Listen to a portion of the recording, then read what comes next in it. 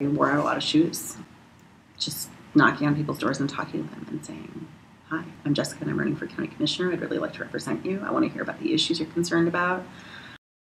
It made me anxious the first few times that I did it. Because it's kind of, it's not every day that you just go walk up to a stranger and say, "Hey, I want to talk to you about politics. You don't know me, and I'm sure you have dinner on the stove." But I was always really pleasantly surprised at how much people like it when somebody who's running for office comes and wants to talk to them. I think it gives people a really authentic sense of connection to the political process, which is real and meaningful. Northfield has a pretty strong sort of system between the League of Women Voters and other local civic organizations.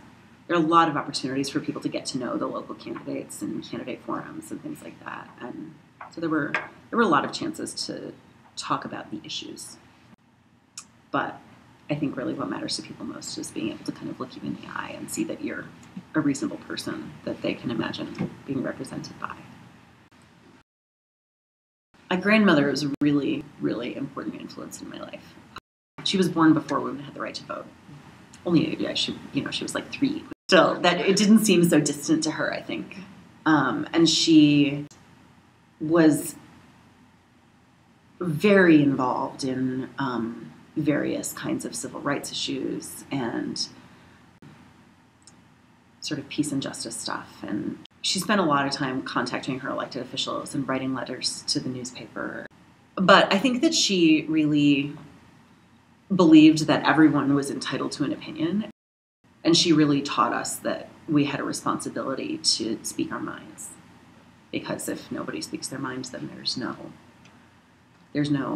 challenge to the powers that be. That there's this tendency for power to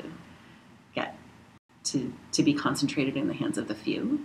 And then in order to fight against that, you have to be just constantly speaking up and challenging people's held ideologies and speaking up for the underrepresented. And I think that growing up in Plainfield, the model that my parents set for me, they were very sort of involved in issues that people in town didn't really want to talk about or deal with around racial and economic justice often, which pissed people off a lot of the time. But they were always ready to speak up for people who weren't in a position to speak up for themselves. And I try really hard to do that.